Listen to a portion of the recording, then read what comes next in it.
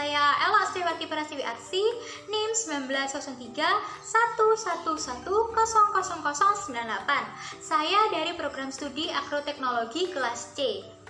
Video ini dibuat dengan maksud untuk memenuhi tugas ujian akhir semester pada mata kuliah penyuluhan dan pemberdayaan pertanian.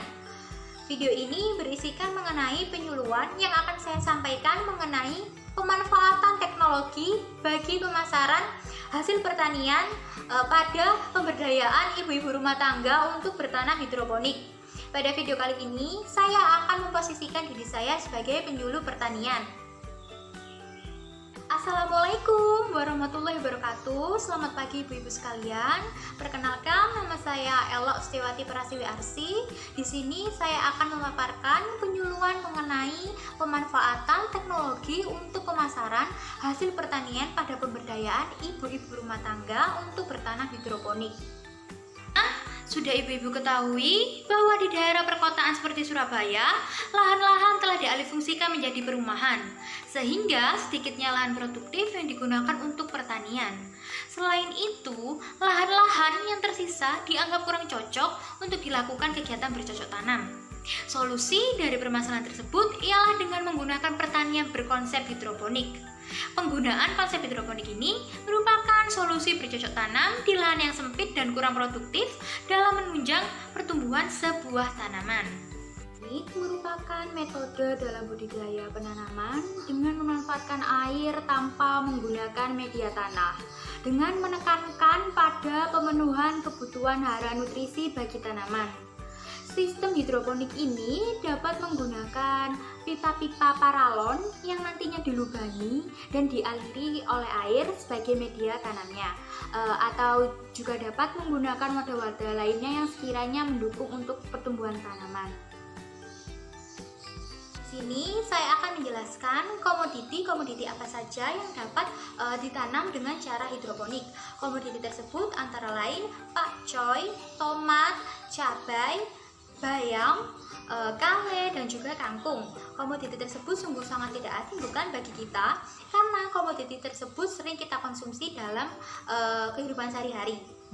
Terdapat beberapa keuntungan yang diperoleh dari penerapan sistem hidroponik ini, yaitu tetap dapat bercocok tanam di lahan yang sempit atau tidak subur.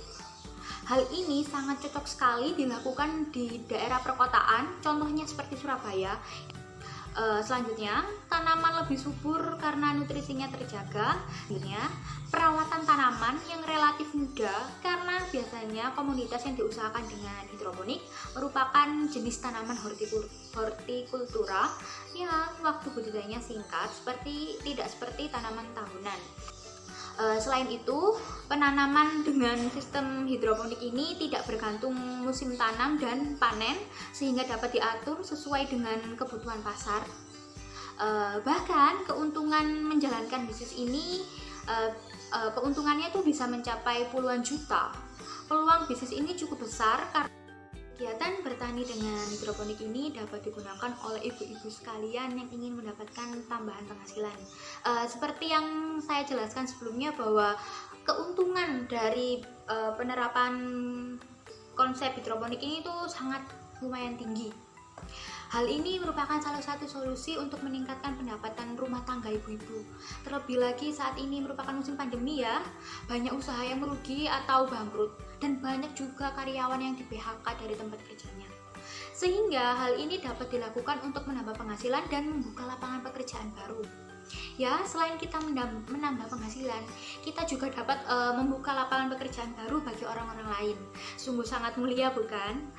Dan satu lagi, bertani menggunakan konsep hidroponik ini tidak memakan waktu ibu-ibu sangat banyak. Jadi ibu-ibu tetap dapat melakukan kegiatan lainnya seperti kegiatan rumah tangga atau bekerja. Jadi ibu-ibu tetap dapat bekerja dan juga dapat melakukan kegiatan bertani menggunakan konsep hidroponik ini. Kalau saya pikir kegiatan bertani dengan konsep hidroponik ini tuh sangat mengefisienkan waktu karena tidak banyak mengambil waktu ibu-ibu, jadi sangat cocok dilakukan oleh ibu-ibu rumah tangga seperti ibu-ibu ini. setelah saya menjelaskan apa itu hidroponik dan keuntungan yang ibu-ibu dapatkan dengan menerapkannya, ibu-ibu tentunya ingin mencobanya, bukan? Namun sebelum ibu-ibu menerapkannya, terdapat beberapa tahapan yang harus dilakukan. Tahapan tersebut diantaranya itu pelatihan melalui seminar dan kegiatan lapangan dari kami. Hal ini dilakukan karena mungkin ibu-ibu ini masih belum memiliki ilmu yang cukup untuk melakukan kegiatan hidroponik, masih bingung apa yang harus saya lakukan utamanya, pupuknya itu seberapa, saya mau menanam apa. Ibu mungkin masih bingung dan timbul pertanyaan seperti itu. Maka kami memberikan pelatihan baik seminar maupun kegiatan langsung di lapang. Setelah ibu-ibu mendapatkan pelatihan, kami akan melakukan pendampingan. Setelah ibu-ibu bisa tahu apa yang harus dilakukan, kami memberikan pendampingan dari kami untuk memastikan bahwa program penanaman hidroponik ini dapat berjalan sesuai dengan yang diharapkan. Lalu tahap yang terakhir ialah evaluasi. Kegiatan evaluasi ini bertujuan untuk mengetahui keberhasilan atau hal apa yang harus dibenahi dari kegiatan penanaman hidroponik ini. Jadi nanti di akhir kami akan melakukan evaluasi terhadap usaha bertanam dengan hidroponik ibu-ibu nanti. Kami akan menilai apa sih hal yang harus kami benahi atau kami ajarkan lagi ke ibu-ibu agar usaha ini tuh dapat berjalan dengan lancar. Begitu ibu-ibu. Seperti yang telah saya sampaikan sebelumnya, merintis usaha produksi sayur nan sehat dengan konsep hidroponik ini sangat menguntungkan dan potensial dilakukan di tengah pandemi seperti saat ini, di mana kebanyakan orang-orang mulai memperlakukan gaya hidup sehat. Mereka mulai banyak mengkonsumsi buah dan sayuran segar. Dan juga ibu-ibu nantinya tidak perlu bingung tentang pemasaran sayuran tersebut. Ibu-ibu nanti dapat menjualnya ke rumah makan atau restoran terdekat, atau dapat dikatakan bahwa ibu-ibu nanti menjadi distributor bagi mereka. Namun untuk menjadi distributor sebuah rumah makan atau restoran, kualitas sayuran itu harus bagus. Lalu ibu-ibu juga dapat menjualnya kepada tetangga sekitar rumah. Pastinya tetangga sekitar rumah tuh sangat antusias sekali dengan produk dari ibu-ibu. Lalu ibu-ibu juga dapat memperluas penjualan ibu-ibu melalui penjualan online pada e-commerce. Dan sedikit saya tambahkan mengenai penjualan online. Penjualan online pada zaman sekarang merupakan hal yang lazim dilakukan oleh pengusaha-pengusaha dari berbagai bidang, baik itu dari bidang properti, fashion and beauty, dan juga makanan. Hal ini dilakukan untuk memperluas jangkauan pasarnya. Pembiasaan teknologi di kehidupan sehari-hari ini juga didukung oleh adanya pandemi COVID yang saya sebutkan sebelumnya. Pandemi COVID ini telah melanda Indonesia hampir 2 tahun lamanya. Hal ini menyebabkan masyarakat mengurangi interaksi sosialnya, sehingga lebih banyak menggunakan teknologi untuk tetap dapat menjalankan kehidupan sehari-harinya. Sehingga dapat dikatakan meskipun kita mengisolasi diri di rumah, kita tetap dapat berhubungan dengan dunia luar, atau dapat dikatakan tidak ada batasan lagi atau sekatan lagi.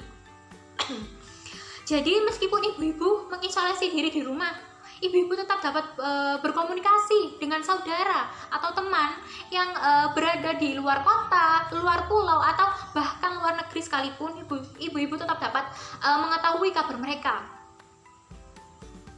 Pada bidang pertanian, tidak mungkin bisa mencukupi kebutuhan penduduk yang terus bertambah. Setiap tahun selalu terjadi penambahan jumlah penduduk. Hal tersebut tidak dapat diatasi oleh bidang pertanian apabila tidak ada teknologi yang mendukung. Oleh karena itu, Kementerian Pertanian atau Kementan berinisiatif untuk menggenjot produktivitas pertanian dengan meluncurkan revolusi industri 4.0 di bidang pertanian untuk menjawab tantangan yang ada. Dan saya mau membagi informasi. Salah satu kendala yang saat ini sering dialami oleh petani ialah petani tersebut itu tidak dapat bebas memasarkan produknya, tidak dapat bebas memasarkan produknya itu entah kemana. Mereka tuh hanya terbatas di daerah sekitar atau hanya kepada tengkulak saja. Hal ini sangat mempengaruhi penghasilan mereka. Bahkan Tidak jarang komoditas-komoditas tertentu yang anjlok harganya di pasaran. Tak jarang juga petani membiarkan hasil pertaniannya busuk, kan tidak tahu harus diapakan atau bingung mau dikemanakan. Untuk itu, peluang membuat sebuah sistem yang mempermudah pemasaran yang lebih luas dan juga dengan jaminan uang. Jaminan uang ini maksudnya itu ibu-ibu tuh menjual barang ya, nanti itu konsumen ini tuh membayar ke ibu-ibu. Jaminan seperti itu yang diperlukan. Hal tersebut itu dapat terlaksana dengan adanya e-commerce. Baik, saya akan menjelaskan apa sih itu e-commerce. E-commerce atau perdagangan elektronik sendiri merupakan penyebaran, pembelian, penjualan, dan pemasaran barang dan jasa melalui sistem elektronik seperti internet, televisi, atau jaringan komputer lainnya. E-commerce dapat melibatkan transfer data elektronik, pertukaran data elektronik, sistem manajemen inventory otomatis, dan sistem pengumpulan data otomatis. E-commerce sendiri merupakan bagian dari e-business, di mana cakupan e-business lebih luas. Tidak hanya seputar perniagaan saja, tetapi mencakup juga mengenai pengkolaborasian mitra bisnis, pelayanan nasabah, pembukaan lowongan pekerjaan, dan lain-lainnya. Setelah saya menjelaskan apa sih itu e-commerce, apakah ibu-ibu itu sempat berpikir, bahwa cakupan e-commerce itu sangat luas sekali. Nah, e-commerce sendiri memiliki beberapa model. Model-model dari e-commerce sendiri yang dapat ibu-ibu ketahui terdapat iklan, rental, dan marketplace. Usaha yang ibu-ibu ini jalankan itu lebih masuk ke marketplace, di mana setiap ibu-ibu yang tergabung dalam kelompok tani atau kelompok PKK atau kelompok lainnya yang ingin mengusahakan bertani dengan hidroponik menjualkan produk-produk sayur tersebut dengan nama brandnya sendiri, nama brand ibu-ibu nantinya sendiri. Ini akan saya sebutkan beberapa contoh aplikasi penjualan sayur secara online. Ada Sang Tani, Sayur Box, GoTani, dan juga Pasar Now. Ini saya melampirkan contoh detailnya aplikasi penjualan sayur secara online. Ibu-ibu dapat melihat di sini di PPT-nya. Untuk menjual sebuah produk di e-commerce terdapat beberapa tahapan pendaftaran yang harus dilalui.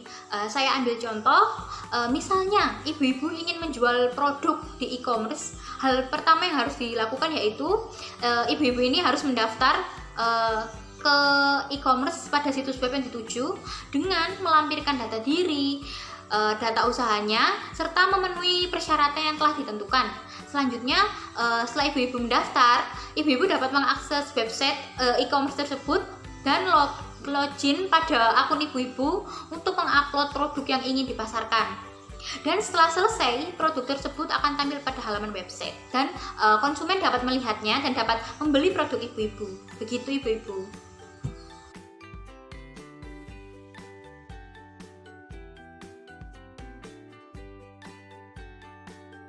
Sebelum saya mengakhiri sesi kali ini, saya akan menekankan lagi bahwa kegiatan pemberdayaan ini bertujuan untuk memberdayakan ibu-ibu sekalian, untuk membuat ibu-ibu menjadi berdaya. Berdaya yang dimasukkan di sini ialah upaya-upaya atau unsur-unsur yang memungkinkan ibu-ibu untuk bertahan dan mengembangkan diri untuk mencapai kemajuan, mandiri, dan sejahtera. Maju yang dimaksud ialah maju dalam hal ekonomi dan perekonomian, seiring dengan majunya tingkat sumber daya manusia, serta untuk memberikan wawasan kepada ibu-ibu sekalian mengenai perkembangan teknologi di zaman 4.0 ini, bahwa semuanya dapat dijangkau hanya dengan genggaman tangan saja, baik itu ilmu, relasi, maupun uang.